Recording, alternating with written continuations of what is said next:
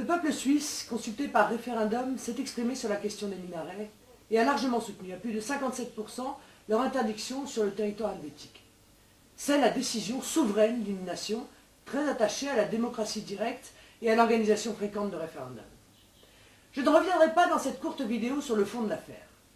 Je me réjouis évidemment de ce choix de bon sens et je plaide pour que la France soit plus ferme contre l'attitude de certaines religions qui réclament le financement public de lieux de culte et sont toutes les outrances pour s'imposer chez nous. Nous devons lutter de toutes nos forces contre le prosélytisme religieux et appeler chacun à respecter la laïcité. Aussi important aujourd'hui, ce sont les réactions de nos élites politico-médiatiques. Quel mépris s'affiche aujourd'hui dans tous nos journaux, sur toutes nos chaînes de radio et de télévision, pour un peuple qui a osé s'exprimer librement. Plusieurs journaux s'en prennent à l'esprit de clocher des Suisses, parlant de repli sur soi, de crispation, et dénoncent le principe même du référendum d'initiative populaire, considérant qu'il ne faut pas donner la parole aux citoyens, sous peine, pour reprendre leurs termes, de dérive populiste. C'est un déchaînement de haine contre l'expression populaire, et c'est en réalité le signe d'un malaise très profond. Nos élites ne supportent plus la démocratie.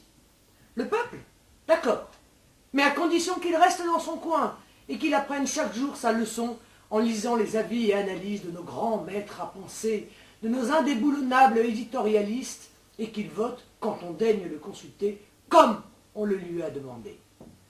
La palme va aujourd'hui à Laurent Geoffrin de Libération, qui n'a pas hésité à titrer « Le vote de la honte » en parlant du résultat du référendum en Suisse. Tout est dit. Nos hommes politiques ne sont pas en reste quand il s'agit de s'en prendre à la démocratie.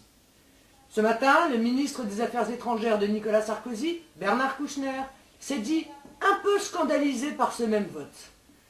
Bernard Kouchner ne méprise donc qu'un peu le vote des Suisses, juste un peu, voilà qui a de quoi nous rassurer.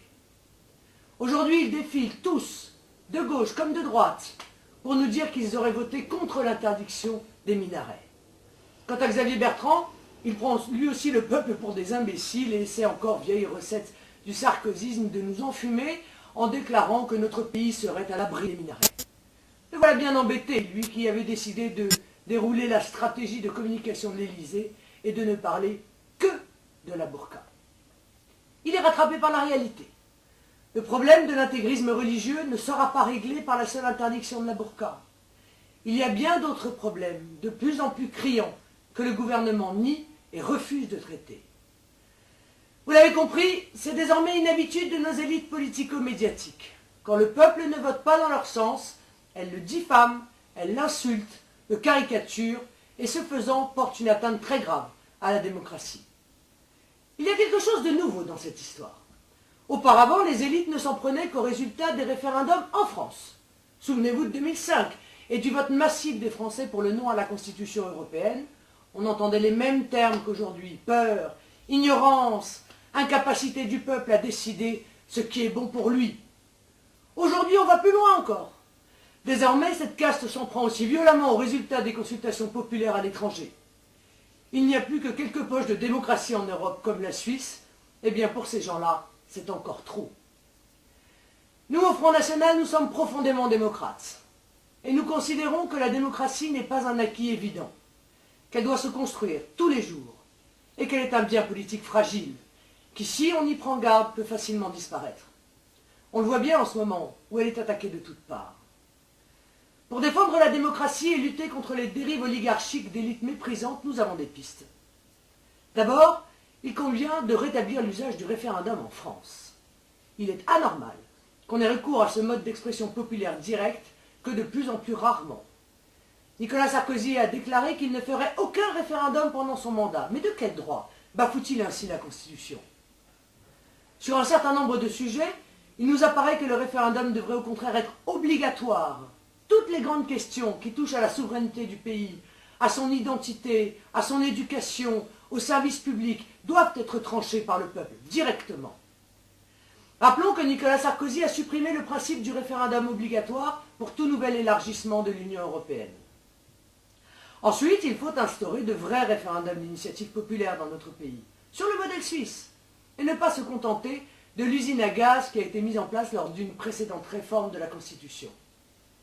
Il faut aller directement vers le peuple, ne pas en avoir peur. Nos élites doivent apprendre à se réaccoutumer au peuple. Seuls ces exercices de démocratie véritable permettront de faire tomber les tours d'ivoire dans lesquelles sont reclus nos dirigeants. Enfin, il est nécessaire de rétablir de toute urgence le mode de scrutin proportionnel pour les élections législatives, entre autres. Toutes les tendances politiques doivent pouvoir être représentées à l'Assemblée nationale. Il n'est pas normal que le Parlement puisse défaire par son vote en catimini ce qui a été décidé par le peuple souverain, comme ça a été le cas sur la Constitution européenne. Ces dérives ne seraient plus possibles si le Parlement, grâce à la proportionnelle, représentait véritablement le peuple français. Ces propositions me vaudront certainement des récriminations, parfois même violentes, de la part de ces élites que je dénonce. Mais je suis prête à les affronter et à en discuter librement, parce que j'assume ma responsabilité de femme politique et parce que je ne fuis aucun débat, moi.